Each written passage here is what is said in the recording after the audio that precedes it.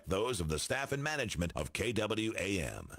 Welcome to the Variety Hour on The Voice, FM 107.9 and AM 990. Listen to you move your mouth. I bet you come from way down south. Now don't tell me, let me guess. You from the town that I love best. Talk Memphis, I wish you would. Talk Memphis, you sound so good. Talk Memphis, high on the bluff. I swear I can't get enough. Listening to you talk that stuff. Talk Memphis, oh yeah. Talk Memphis. This is the Memphis Real Estate Hour on KWAM. And now, here's your host, Dean Harris.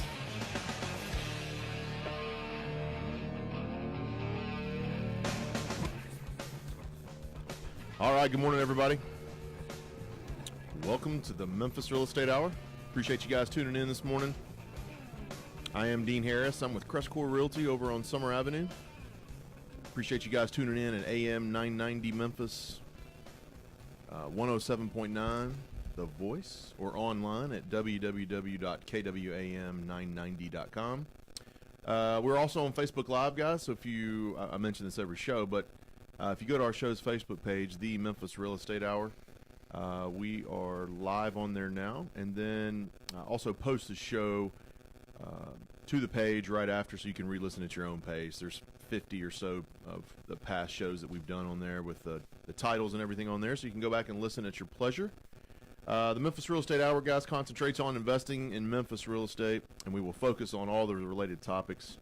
We'll discuss local and national investment trends, as well as give you an inside look at what it takes to become an investor here in Memphis, or what it takes to become a better investor. Remind you guys every single show that I'm also an investor. If you have that old home that you need to sell quickly, I don't care what the condition is, burn up, no drywall, no plumbing, no floors, no roof, doesn't matter. Shoot me an email, dean@crestcore.com, and I'll be happy to take a look at that and get you a cash offer on that, usually within about 24 hours. You've proven you can sell a house without a roof recently. No kidding, didn't we? Two of them. We sure did. I'll have the investment of the week for you guys. We got 3 really good properties. I did some, last couple of weeks we've been doing some higher end properties. I have everything under $50,000 today, so stay tuned for those. They'll be at the bottom of the hour around 8:30. All occupied, cash flowing, so you'll want to hear those today. Last week on the show, Dan Butler and I spoke about why Memphis, why invest your money here. That was a really good show. We talked more about, more about the charitable part of Memphis. The people give back. We talked about different programs. All the building, all the building, yeah. Manufacturing, jobs. That's right. And just really focused on, not necessarily a specific house or a specific type of property or product, but just why Memphis, why bring your money here. So I posted that show last week. It's on the Facebook page, the Memphis Real Estate Hour, so you can go and re-listen to that. Today we're going to talk about the investor triangle. We've touched on this just for a little bit, but first I'm going to welcome Dan Butler. Dan with CrestCore Realty. How are you, man? Good morning. Good morning Cold. to you. It's a little chilly. Yeah. It's either really hot or it's really It cold. was a long run this morning. Oh, man. 20 felt like 23. That first mile was brutal. Don't your lungs just freeze up? They do, yeah. You get used to it, though. The numbness takes over. Yeah, that's right, the numbness, and you're just numb, and you're just shaking so bad. It doesn't matter anymore. So let's jump right into this, Yeah. Dan. The investor triangle, we have touched on this in a prior show, and today we'll dive a little bit further into it. But what we mean by investor triangle is, if you look out and you want to become an investor, there's 3 things that are a must, in our opinion. Mm-hmm. You got to have money, some Yeah. kind, whether it's yours or someone else's. Right. You got to have money. You've got to have some knowledge. Yep. You don't want to go into this or any investment blind. You wanna Knowledge, wisdom. That's right. Yep. You want to do your research, and you want to know a little bit about the path you're about to head down, and then hustle and work ethic. Mm-hmm. In this specifically, now you can invest in something super passive that's not real estate and doesn't really require any hustle. It might require some diligent research on your end, but with investing in real estate, there's some hustle involved. Well, what's interesting about that is, like, if you have the money and you have the knowledge, I mean, you don't need the hustle specifically to real estate investing. That's right. You know, like, you could be a lawyer out in California, which we see a lot of those for whatever reason. Yeah. You know, they've made their money through their lawyer. They're hustling in that realm to create the money, then create passive income through real estate. So, you know, I think what we're saying is, so then if you don't have the money, you need the hustle in real estate. That's you know, right. So and the work ethic. Need, and you think how many of these you think you need? You need at least two of these. At least two of these. That's right. So money, knowledge, hustle, and work ethic. Let's dive into those. So if you don't have all three, you need the knowledge and the hustle, right? I mean, we're saying that you can go without your own money. Is that right? Is that what we're saying? Yeah, I mean, when I was working on this show on Sunday, like, it's my favorite topic. Why is that? Tell us why. Huh? Tell me why. Just because I do it all day, every day, is like, that's part of my, like, fiber being of just, how can I get this with no money down?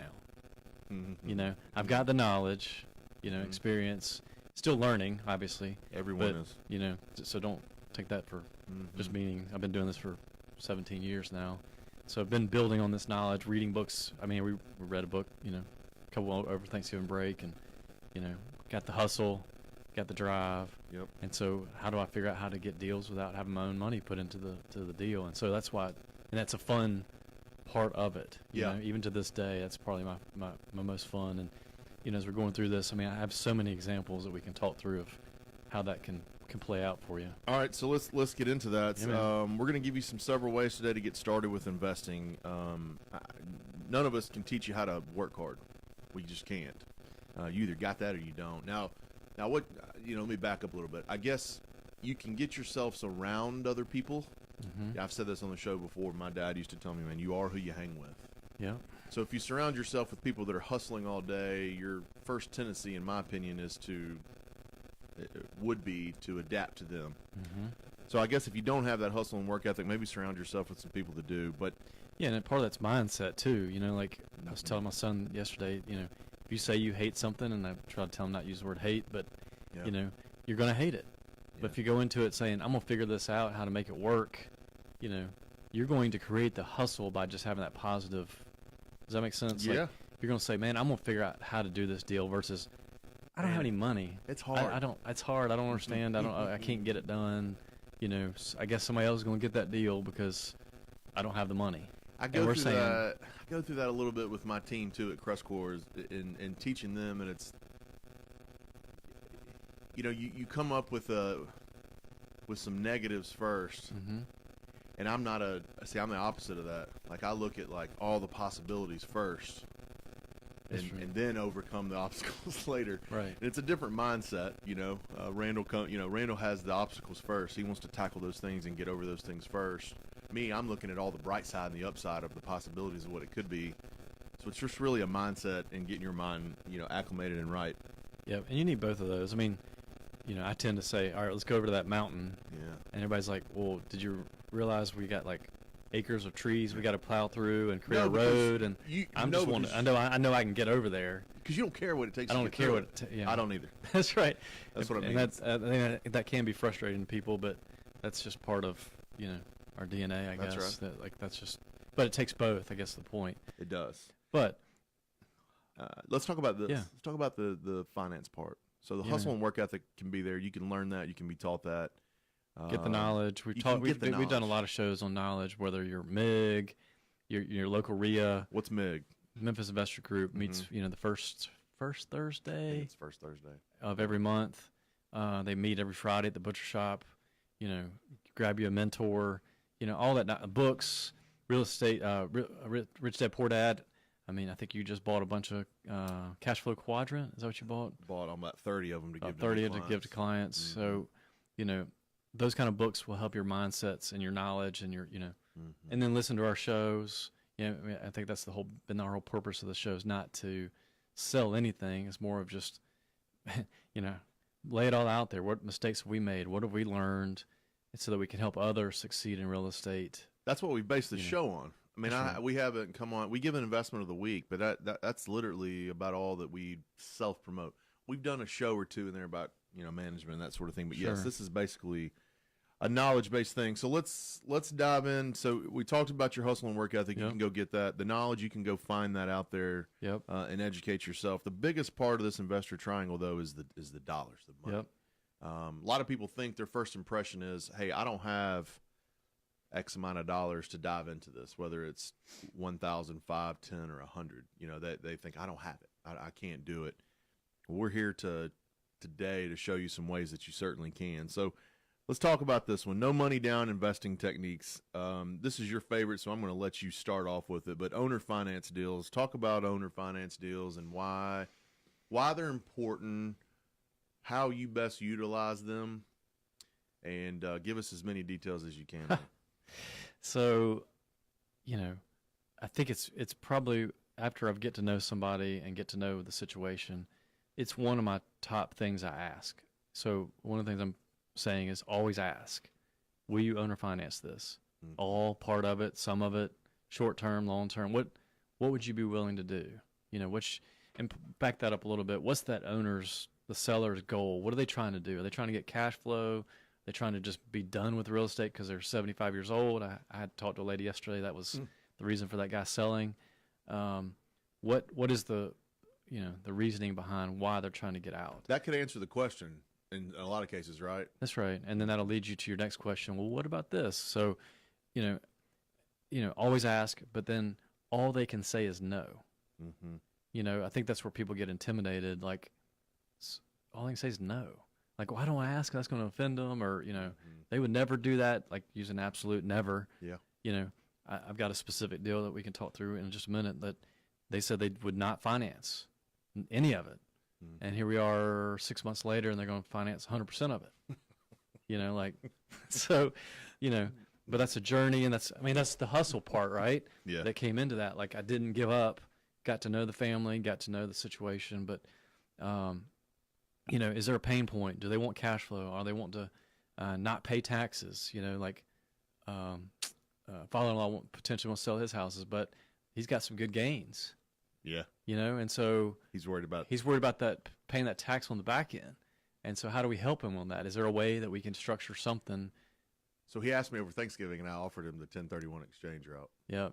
Yeah. I'm not 100% sure if he can do it, but anyway. So that there's other answers. That's right. To that question. Let me ask you this before you keep going. What's the percentage of sellers that will agree to owner financing typically that you ask? Because I know you, and I know you well enough. You have a large portfolio. I'm sure you ask that question. I ask 100% of the time. Yeah, 100%. No. Don't. So 100%. every time you ask. Every time.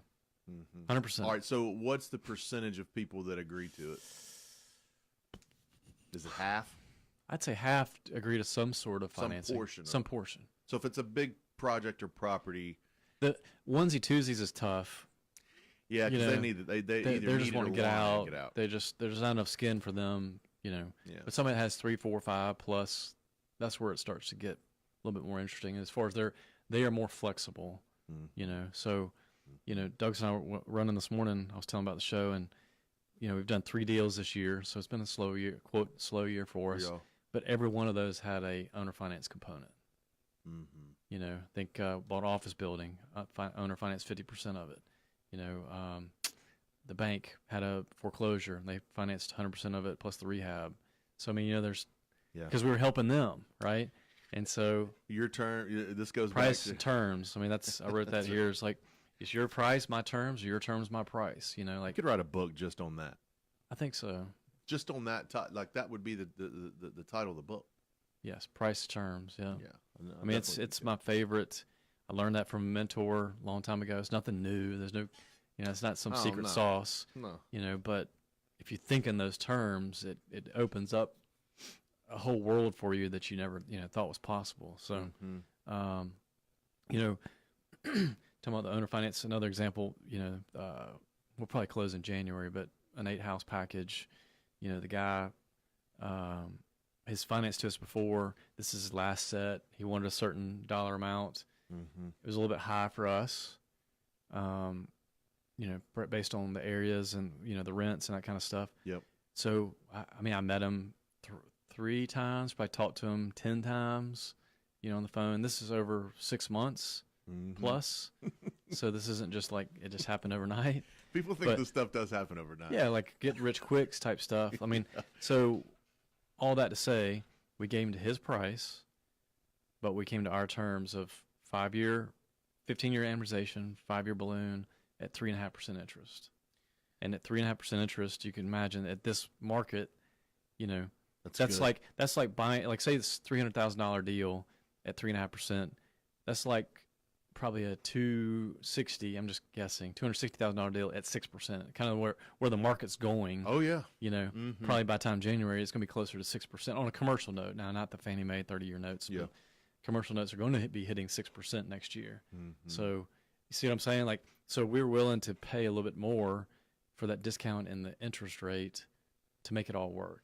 The cash flow, it's got a cash flow. Has to. You know. So you can offer that little bit more of a sales price, get the terms that you're looking for, and it works for everybody. I love. So we locked in strategy. for 5 years. So for 5 years, I can just know that I got a house that, you know, for 5 years is at 3.5% interest. So you look at 5 years down the road and look at what we owe, and it's going to be significantly less than the 315. You've been knocking down that principal. So taking that to a bank and refinancing will be like a piece of cake. Shouldn't be hard. People should want that. That's going to be like a, you know, 50% loan to value kind of deal. Sure. So we're talking about the investor triangle this morning. 3 parts of that: hustle and work ethic, your knowledge, and of course the money that it takes to get started in this, whether it's yours or someone else's. Talking about owner financing deals, I would encourage every investor that's listening, always ask. Dan just mentioned that he asks 100% of the time if he's looking into a property if they'll owner finance the deal. I mean, all they can say is, you know, no, and you can figure that out. But if they do, you know, be willing to, in my opinion, be willing to be a little bit more flexible on the price or the terms. I mean, they're certainly not going to give you a heck of a deal on the price and then owner finance it and then do this and do that. I mean, there's got to be some give and take, you know, from what you're saying. So that's what price and terms is. Give and take. That's right. Give and take some. I tell you what, let's take a quick break. We're going to come back and talk about hard money. That's some other financing, you know, ways that you can get into these properties. But we'll take a quick break. We'll come back in that. You're listening to the Memphis Real Estate Hour on AM 990 Memphis. You're listening to the Memphis Real Estate Hour on KWAM. We'll be right back after this. Now, here's your Mid-South weather forecast from the News Channel 3 Severe Weather Center and Todd Demers, right here on KWAM The Voice, FM 107.9 and AM 990. A chilly start to your Tuesday with mostly sunny skies and high temperatures holding in the low 40s this afternoon. Clear and cold overnight. We're dropping into the mid-20s by daybreak. Sunshine, southerly winds, slightly warmer for your Wednesday with a high near 50. AIM Mail Center, South Haven, a full-service business center. Packing, shipping, printing, copying, even private mailboxes. 1046 Church Road West in South Haven. It's the AIM Mail Center. I'm News Channel 3's Todd Demers on The Voice, FM 107.9 and AM 990. Griffin, Clift, Everton, and Mashmeyer, PLLC, is a full-service law firm with over 50 years of experience in the Memphis area. Real estate closings have continued to be the forefront of their law practice, which include residential, commercial, and development real estate transactions, drafting and negotiation of real estate contracts and leases, business information, preparation of wills, probate, and estate planning. Their firm represents a number of builders, developers, investors, and local lending institutions, and is approved to close transactions for most local banks and mortgage companies. In addition, they offer title search, title examination services, and title insurance through several well-established title insurance companies in the Memphis area, as well as Tennessee and Mississippi. They strive to offer services in a prompt and timely fashion, while advising and representing clients in a zealous and professional manner. Should their offered services be of need, please contact William N. Griffin Jr. or any of their attorneys at 901-752-1133. They can also be found online at www.gcemlaw.com or on Facebook. Is it a good time to buy or refi? Is it a buyer's market or a seller's market? Are interest rates going sky high soon? Hi, I'm Ludi Calloway, the mortgage lady at iBank Mortgage. I tell my customers to ask questions, get answers. So join me every Monday morning at 8, and I will tell you what's going on in today's still changing mortgage world. Remember, most people think about mortgages a few times in their lives. I think about them every single day. Tune in Mondays at 8. CBS Money Watch. A strong holiday shopping weekend put Wall Street in a buying mood Monday. The Dow rallied 354 points. The Nasdaq jumped 142. Shares of Amazon rose 5%. The online retail giant is expected to account for nearly a fifth of all holiday sales. Federal health officials are narrowing the warning about E. coli. The Food and Drug Administration says the contaminated romaine lettuce appears to be from California's Central Coast region. Romaine from other areas will soon be labeled with location information and will be okay to eat. And that's your CBS Money Watch report. For more, head to cbsmoneywatch.com. At the New York Stock Exchange, I'm Diane King Hall. To experience relief from muscle cramps and soreness, use TheraWorks Relief. This fast-acting foam is proven to prevent and relieve foot and leg cramps. Get TheraWorks Relief today in the pain relief aisle at Walmart, CVS, Rite Aid, and Walgreens pharmacies, or TheraWorksRelief.com. You're listening to the Memphis Real Estate Hour on KWAM. And now, here's your host, Dean Harris.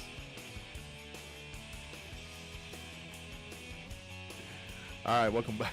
Welcome back to Memphis Real Estate. Sharing the Thanksgiving stories. That's So some don't know, but I guess Dan's wife is my cousin, so we have an interesting dynamic at Thanksgiving. It's I think I just used the word smorgasbord of personalities. Members, yeah. So yeah, I hate I missed it. And I was man, wanting the webcam with the live updates. I should have gone live here on the show. Facebook Live for my Thanksgiving treat. That would have been good. Oh man, People loved your mom with the turkey. Yeah, yeah. My California shared that with a investors few would people. love that. Man, them people in the South are nuts. Dancing turkeys. Dancing with dead turkey. Okay, we digress. Yes. We're talking about the investor triangle today: knowledge, hustle, and work ethic, and then money.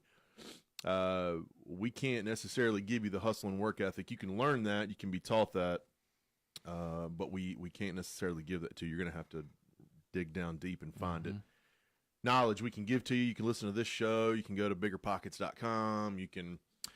I listened to several Bigger Pockets podcasts running over Thanksgiving. Those are Just so good. Good stuff. You know, They're a lot so of good. National people they bring on there, investors that got a lot of knowledge. So Bigger Pockets is huge. Yeah, that's a great place to go. Now and then we're really going to focus on the money because that's the biggest question. You know, most people think, "Hey, I don't have the money to invest, so what am I going to do?" This next one, you have a lot more experience than I do. I have some experience in this. The first one we talked about was the owner finance deals. Always ask for those, and we listed out some ways and terms that you can do that with. The next one's hard money or private financing or what are some of the other terms? Friends and family money. Or silent partners or whatever you want to call it. We use the term hard money, and I've used it several times. 5 or 6 times actually. I've used it, and I want to start off with this by talking about why to use it. A lot of people are, Dean, why would you pay such a high interest rate? And the question or the answer is simple. My goal as an investor is to pay off my houses. I want the residual income every month, the mailbox money people say. I want that every month as a retirement plan. That's just me personally, what I'm shooting for. So I don't particularly care if along the way someone else that's helping me get to that earns money off of it. As long as my numbers work at the very beginning, I have to factor in that higher rate, and I factor in the cost of borrowing this hard money. And as long as it cash flows and it meets my numbers, I literally try to just block that out. Understand that's part of doing business. Understand that you're going to someone and asking them for a favor, essentially. I mean, a bank, they're in the business to do this. So they're going to be way harder on you as far as pulling credit, debt to income ratio. They're going to, same thing if you got your mortgage. I mean, it's a DNA sample essentially is what they want. Hard money is a little, so the bank focuses on you as an individual. Are you qualified? Hard money lender, they focus on you, but they look at that asset. The loan to value. That's and what's right. the risk profile? Like That's for that exactly house. right. They're wanting to know, if you default on the loan, do I want that property? They're not necessarily, the bank doesn't want the property, period. They want you to pay. The Correct. banks aren't in the real estate business. They hate it. Mm-hmm. Hard money lenders, similar to a tote the note car lot type thing, if you default on the loan, they're almost fine with taking it over. I wouldn't say happy in some cases, because that's not really what they're into, but they're okay with it because now they've got an asset at a good price in a good area that maybe is been paid down some. So a hard money loan comes to you. You give them the property, the rent, the areas. Show them some comps and some comparables, what you're getting the price for, and then you go to the closing table, and they're essentially your bank. They're your mortgage company. You pay them directly. I've paid a hard money lender directly for months and months, and just recently refinanced it out. So I think it's an extremely valuable tool if it's used the right way, and it's something that has been a major part of my investing business and getting me kind of kick-started. And for people with bad credit or not as great credit, or you got a high debt to income ratio, this is ideal. I mean, you're not, hard money lenders don't run credit. They don't. Right. They want you to have they want to know your history and your background. They might want to sit down and have a, cup of coffee with you. That's probably their prequel, I would imagine, is to find out what the asset is and just sit and talk with you for a little bit on what's going on. But what's been your experiences with it? Well, a couple things. One is, I would caution people to always have, like, part of why we try to do no money down in the first place is to keep our cash in reserves. You know what I mean? Like, build up cash to for the rainy day, for that roof, that issue that, meth lab. We've had 2 or 3 of those over the last 15 years. Hadn't had one in a while. Shouldn't say that. You'll get one today. Get one today. That's right. Hey, Dan, guess what? But the biggest piece, and I heard one of the guys on Bigger Pockets say this last week that I really liked, is that a hard money lender actually, it's like a free mentor. It's like you're paying for a mentor with the rates you're paying, because they're only going to loan to a deal that actually makes sense. Yep. So they're going to keep you out of trouble a little bit, or take your trouble, like your risk profile from 100% to like go over the cliff and crash and burn to 5 or 10%. If you do everything that they tell you to do, and you have the right contractors and the right property management company and all that stuff, your chances of success go way up. You're having a fact checker come behind you. That's right. Essentially, you think you've got a great deal. You think you've got a good product in a good area. This person is coming behind you and double checking that. That's what the bank doesn't do. Correct. Bank's not checking to see that. They're checking on you. On us individually. They don't, I mean, a little bit on the asset, but not as much. But not as much. They just want to know that you can pay. That's right. A hard money lender's coming back and verifying that asset because they know exactly the markets. They know what's going on in there, and they're double checking. I love that analogy of it. And then what the biggest point of that story is that he was giving an example on the Bigger Pockets podcast was that the time that he did not listen to his the hard money guy said, "Man, this deal's too tight. I don't feel good about lending to it." And he's like, "Well, forget that." And he went to 10 other hard money lenders, found somebody to do it for him, and he's like, "The biggest deal I ever lost in my life was that deal." You know what I mean? Like, so that was a good lesson for me to think about why, like, as we lend money and we help others to get hard money, like, listen to that lender. Like, he got there from the hustle and the knowledge, so he got the money to loan you. Yeah. So now you've got somebody with the money and the knowledge, and he got there by the hustle, right? So rely on that knowledge to keep you out of trouble by using the hard money. So we always talk about our personal instances on this show. Yep. And I've been a licensed agent for 17 years, and I've been focusing on investment real estate for 8. Mm-hmm. I still before I buy something go to you and say, "Hey man, did you buy it?" I know you always try to put me in a corner. I do put you in a corner. Are you going to buy this? Yeah. You buy it, I'll buy it. Somebody, because it's what you should do with a mentor type person or someone that you lean on in that. And I know in my mind, you just want validation. I know, but I want validation if I'm going to keep moving forward with it. And to, if I tell you that we've always made money in that area, you're probably going to. I'm running with it. But if Yeah. I tell you that, Man, we've had some ups and downs. That means I take that as no. man, you want to buy a crack house? Is that what you're looking to buy? Yeah, You see, know, I don't. Then you're like, okay, deal's done. Yeah, fine. Dead. I'm out. good. I'm not emotional. That's one thing I feel like That's I'm true. good You at. Is are I'm good. not emotionally attached to any of this. I mean, Yeah. the numbers might look great. I come to someone like yourself who has experience in the area where I buy in, and you're like, gee, man, immediately I'm finished with it. I don't, under any circumstances, try to make it work after Right. that.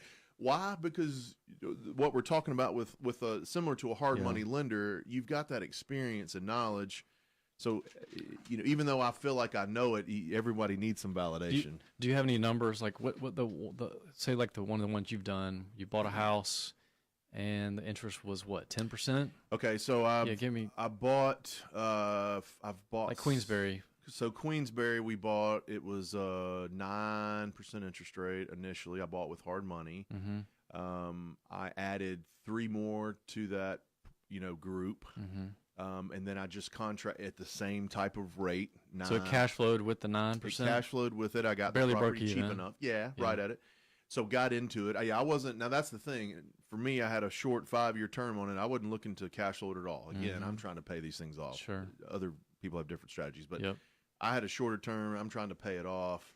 And then I just took it and refinanced it into one big loan, still with a hard money type scenario, to keep it off my debt to income ratio. Mm-hmm. I wanted the 220 or 30 grand off of my debt to income. So now when I go to a bank, if I find a great deal, I've got my home and 2 cars, and that's all they see, and that's all they look at, and it doesn't factor into there. So there, what I just told you right there should be the reason why you accept a hard money loan term. Sure. Just for what I just said. Yeah. I A mean, lot of people, that makes a ton of sense. it makes a ton of sense. Now, but I do get that investor that's like, man, 9.5? What is, Right. how in the world, well, because you make it work. You buy it right. Everything is a good deal if you buy it right. No, I'm with you. I think that's people get hung up on the interest rate itself and the cost of it, and it's like, well, do you want to play or not? That's Yeah. That's it. Do you want to do this or not? I can't tell you how many calls. I talked to a guy yesterday. You'll appreciate this. Mm-hmm. And I'm ready to buy. And just started asking him all these questions. I said, hey, man, didn't we talk in like December of 17? Yeah. Then just some stuff came up. And I'm like, he's asking the same questions a year later. 1 year later. 1 year later. Could have bought I looked at 5 my at the email time. and I found him, I was like, holy cow, But now he's ready. but now he's ready, supposedly. We'll see. Was he saying the same thing a year ago? Basically, yeah. But some stuff came. I mean, my point on that is like, get in the game or, move on to the Do or next. don't. Get on to the next thing. Like, There's a saying for that. I don't think we can say it on the radio, but yes, you've got to either go to the bathroom or get up. sure. If you understand There what you that is. What that implies. That's yeah. right. All right, so we're talking about the investor triangle this morning. Knowledge is one of them. Hustle and work ethic is another. And our cash is a big one. We've been talking about owner finance deals, hard money, why to use both of those. Equity share is next. I'll tell you what we're going to do. I'm going to take a quick break. I forgot to come back and give you the investments of the week. I'll give you those when we come back, and then we'll get into this equity share. Guys, you're listening to the Memphis Real Estate Hour on 107.9 The Voice. You're listening to the Memphis Real Estate Hour on KWAM. We'll be right back after this. Now, here's your Mid-South weather forecast from the News Channel 3 Severe Weather Center and Todd Demers, right here on KWAM The Voice, FM 107.9 and AM 990.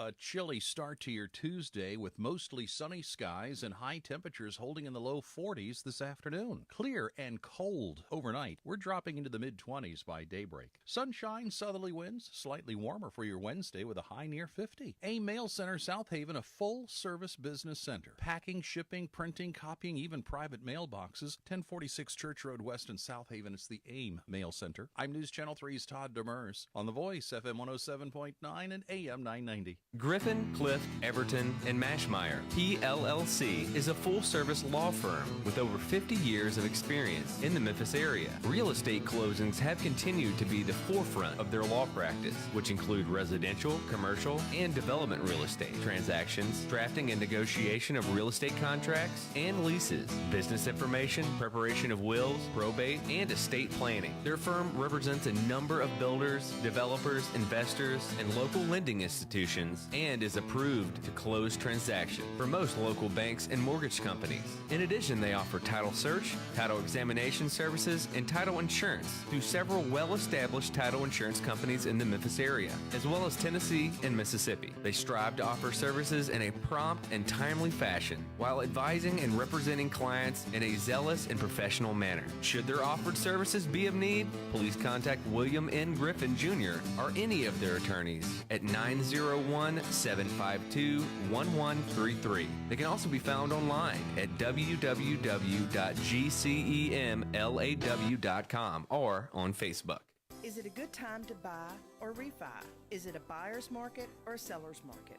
Are interest rates going sky high soon? Hi, I'm Ludi Calloway, the mortgage lady at iBank Mortgage. I tell my customers to ask questions, get answers. So join me every Monday morning at 8 and I will tell you what's going on in today's still changing mortgage world. Remember, most people think about mortgages a few times in their lives. I think about them every single day. Tune in Mondays at 8. You're listening to the Memphis Real Estate Hour on KWAM. And now, here's your host, Dean Harris. All right, welcome back. Let's get into these investments of the week real quick. Forgot to do them at the last break. Get your pens out, your pencils out. Make a little money here. 4205 Boyce Avenue in 38111. 4205 Boyce Avenue. 3-bedroom, 1-bath. It's occupied at $625 a month. Seller is asking $46,900. 38111. Good zip code to invest in. This is a nice house too. 4205 Boyce, 3-bedroom, 1-bath, $625 rental, $46,900. 2315 Pamela Drive. It's Pamela up in Fraser, 38127. Super hot zip code, man. Everybody I get's want to sell something up there, want to buy something up there. Super, super hot. 2315 Pamela Drive, 3-bedroom, 1.5-bath, occupied at $550. Seller's asking $36,980. I love it when those sellers want that $80. I have a lot at 2225, Pamela. Do you? Yeah. A vacant lot that you can build on. Yeah. How much you want for that lot? I don't know, 10, 15? So if you guys want a vacant lot you're looking to build in, there's one on Pamela too. So you can go get a house that's cash flowing and you can get a vacant lot. So that's good. All right, 2315 Pamela, 3-bedroom, 1.5-bath, $550 in rent. It's collecting, or it's listed at $36,980. 1115 Keating Street, Keating. 1115 Keating, 38114. This is over near Boyce, over in the Orange Mound area. This is a duplex, so I really, really like these numbers. It's a 2-bedroom, 1-bath on each side, so it's a 4-2 total. You can get $350. This is the $350 market rent per side, so $700 total in rent for $32,900. Those are the deals right there that are hard to beat. You know, $700 for a duplex, $32,900. It's 2 bedrooms, 1 bath on each side. Great cash flowing property there. I mean, those numbers are unbelievable. One side is occupied and one side is not. We're working on getting that other side occupied. So, 3 really good investments of the week here for $1,875 in rent. You spend $110 or $15, you can get that $1,800 in rent. When you sell it like that, it's incredible. Mm-hmm. For $110,000, you can get $1,800 in rent. Now you got some a little more capital expenditures you ought to plan for, but 3 really good properties here. They're cash flowing. Go to the website www.CrestCoreRealty.com. And you can check out all of our listings. I think we're down to 82. Sold, I think we were 90-something last week. We're down to 82. So we're things are still moving and selling. Need some more listings. Come on. Yeah, we need some more. Anybody looking to sell, you let us know. Let's go. So good stuff there. CrestCoreRealty.com to check out the rest. All right, today we've been talking about the investor triangle. The 3 parts of that triangle are knowledge, hustle, and work ethic. and then cash money to do these things. We started off with owner finance deals, talking about the cash, the hustle and the work ethic you got to go find, the knowledge we've told you where to go. The cash part of this is owner finance deals. We talked about hard money loans and why to use those. I've used them. I still use them. I'm getting ready to use it again. So I'm fully on board with the hard money program. Let's talk about equity share. I have not done these. I'm going to let you talk about this more because I have not done an equity share deal. But explain to us what that is. I know it's similar to hard money, but explain to me what it is and how it's used. So the difference between hard money and equity share would be that the person you're partnering with that has the money actually owns a piece of that property, and so you see a lot of this in flip deals. So I talked to a guy last night who's got money from his father-in-law, and they're splitting the profits, a certain share. But, in rentals, you see it some, not as much. But, basically, if you're the one without the money, you got the knowledge and the hustle, you're finding the deal, you're figuring out the rehab, you're negotiating, you're closing it, you're overseeing a rehab, you're managing the rental or managing the sale if it's a flip. You are the sweat equity. Yeah. You are the person that's making it happen. Yep. The boots on the ground. You're putting your time, money, and effort. Time and effort, not the money, right?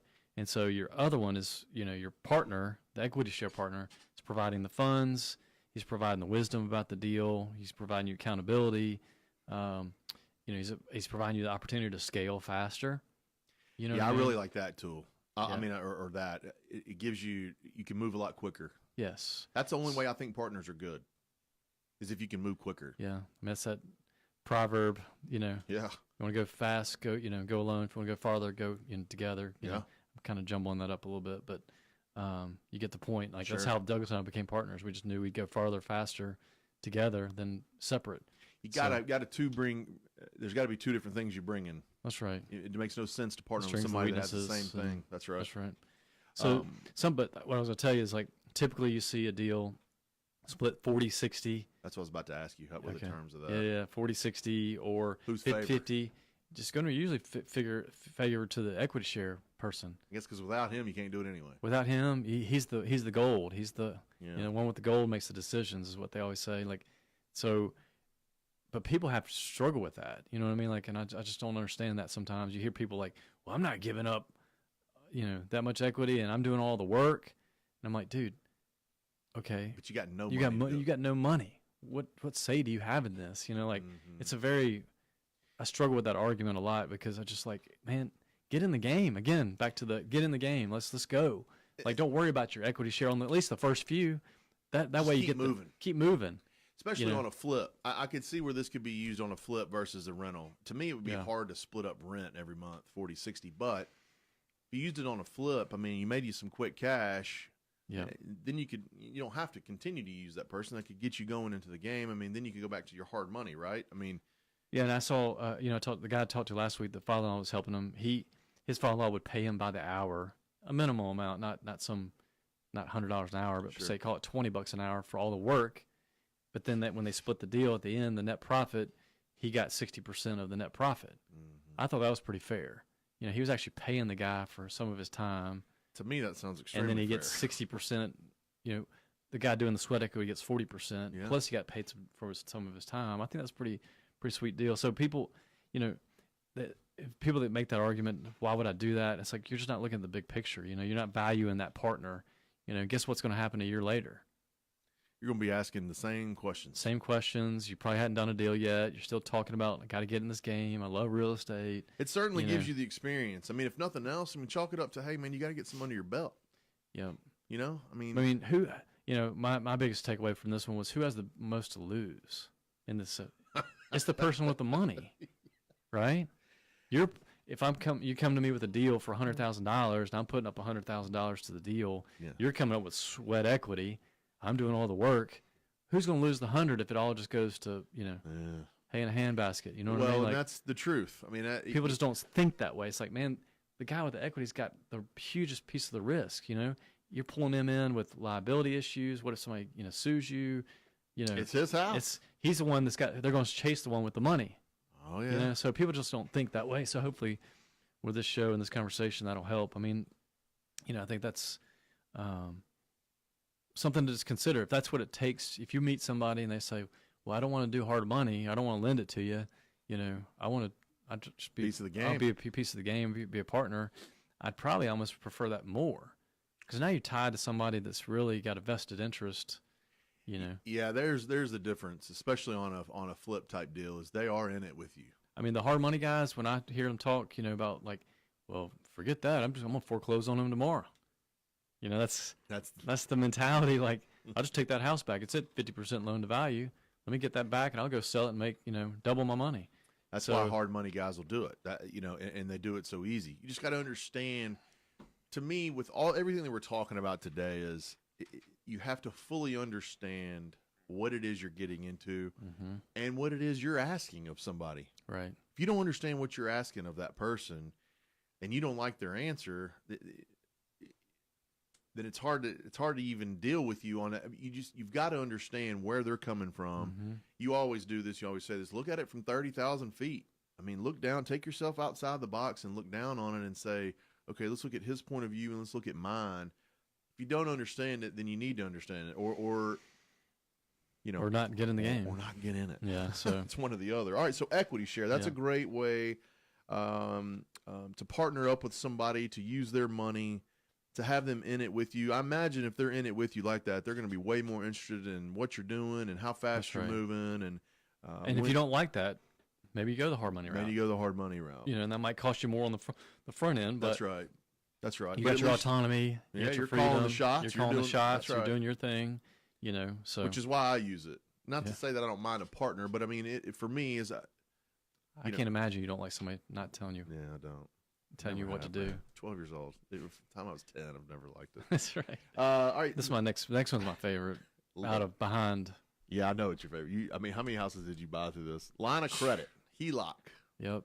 A lot of people are sitting out there and they're thinking to themselves, man, I've got X amount of dollars in cash. I prefer not to use it, but I will. Is there another way? Well, what about hard money? I don't like those terms. I don't like okay, what about the owner finance deal? Well, that's okay. I guess equity share. Well, that's not for me, but my house is worth $400,000 and I only owe $150 on it. Right. To me, that's been a light bulb moment for me this past 2 years. If for our listeners, the Missed Fortune 101 was my buddy Dave Van Horn that wrote the book Note Investing, which is another great book. But either one of those books, Note Investing, Missed Fortune 101, basically it's like once you start paying down a house, you made the choice to be a homeowner. You've paid down, you got equity, the appreciation, working hard, paying it down. Get that equity and do something with it. It's just productive. It's just sitting there. I call it the velocity of money, keeping that money moving. So, and as you know, the story for me, I moved here. I bought a house when I was right out of college, out of Clemson, in Florence, South Carolina. Moved 9 months later to Memphis. Probably appreciated $10,000 or $15,000 on that sale. Bought a townhouse in Midtown. Within 2 years, it appreciated another 30, 40, whatever it was, and I'd pay down 10 or 15 because I put on a 15-year note. Yep. So at that point, I had tens of thousands of locked up equity. So I just went and got a HELOC, home equity line of credit. And you've heard the story so many times, probably. No, I think it's good though. It's just I've heard it, but it's good for everyone listening. Just buy a house. That's where the BRRRR strategy, before it was called BRRRR, buy, rehab, rent, refinance, and repeat. I did that so many times from 2001 to even to this day. It was kind of still part of our, Did you do one at a time? Back then I was one at a time, yeah. So, I'd buy about one a month, and I'd had the capacity to buy two. So I'd buy one, say, call it in November, start working on it. I'd buy another in December, and then into December I was refinancing November's. And so in January I'd buy another one, refinance that. I call it leapfrogging. I think this to me is some of the most valuable part of the show here, because I think a lot of our investors are successful in their own field of work or their career and might have this situation, especially our age group, that 35 to 45 range. I think that group, and maybe a little older, but can use this HELOC and use this equity line on their current property. It's safe. it's less exposure, I think, to the investor in their minds. Yeah. It's the same dollar amount exposure, but they're not actually going to their bank account and saying, "Oh, here's $50,000 for a house, and here's 20 for the rehab. Right. And let's do it." And now you have no money. And you're staring over there at that bank account with your 70 light in there for 45, 60 days, and you're freaking out. Whereas if you have it on your home equity line, yeah, you're paying a little bit on it, but man, you've got your cash reserve over here. You're safe. Mom's happy at home, family's taken care of, so you don't have any of that risk. But I love the HELOC program. So, and my biggest takeaway for this is why I love it so much, and why I think more and more people should use it is you can, and this is what people don't understand sometimes. Like, if I go buy this house for $40,000, and I'm gonna get this bank says, "Oh yeah, you're approved for $200,000 worth of purchases," and I go buy that house. Day one, they're going to want me to put 20% down when I buy it. Day one. No different than like a regular home you're buying, for your personal house. So $40,000, that's $8,000 I got to come up with. But I can go use my line of credit, buy it for 40, get it rehab, rented, let it sit seasoned. So you got to talk to each of your banks. Back then it was easier from a seasoning standpoint. They didn't have that, rule is tight, but some banks say 6 months. Some say 3. Sometimes 6. Russell at our office, he talked to one yesterday that wants 12 months. So that might be where hard money actually plays part as part of that equation too. If you got to sit on it for 12 months, but when you take it back to them, you pay down a little bit. Yeah. It's seasoned. Now they're going to do 80% of appraised value. So if you bought it right, say that house is worth 50, in a year you paid it down to 38. And you get 80% of 50, bingo, you're at 100% financing. Another reason you use hard money. I agree. I think that's the line of credit / hard money. Because hard money guys typically won't want any cash down from you. Again, they want that asset. So if they get into it for no money down, you pay it down for 6, 7, 8 months, and you go and refinance it. You're buying it cheap anyway. Before we go, we're running short on time. Oh, wow. But how many people do you see use that HELOC for down payments? In other words, example, if you got $100,000 in your HELOC and you want to go buy several $50,000 houses, they borrow, but they use the $10,000 of the HELOC 10 for houses. Down payment. Yeah, I've seen that. I've seen that quite a bit. I have a guy trying to do that right now. If you're willing, it's a risk. You're tying up that money, but it helps you get in the game, and you buy 10 houses that you got 20% down on that should cash flow better because you did put 20% down on. So, and I think we got one more example. Yeah, let's get into one. So line of credit was one, and then lease option. Lease option, yeah. Talk about that because I know you've used this as well. Yeah, it's just basically, you hear about lease options a lot for landlords with tenants. Offering, hey, I'll sell you this house. Put me a $5,000 deposit, and $100 of the rent every month goes towards your equity, and and then you always hear, well, that's how they make a ton of money, so from a landlord-tenant perspective. But from an investor standpoint, that's a huge way to make to buy some property, because I don't know all the tax implications on this, but as you're leasing it, that you're not truly selling at that point. You know what I mean? So the seller doesn't have to report any kind of capital gains or anything like that at that moment. And if for some reason they don't close, the seller is in the good. He still has a title. He's still clear. Down payment. Several years ago, we didn't have the financing with the banks and all that stuff.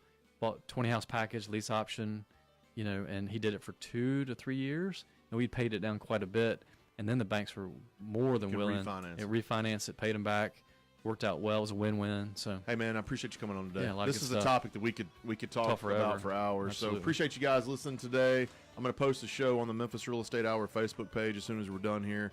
If you guys have any questions about the investments of the week, go to www.CrestCoreRealty.com, or you can shoot me an email at dean@CrestCore.com. Thank you guys for listening. We'll see you next Tuesday on the Memphis Real Estate Hour.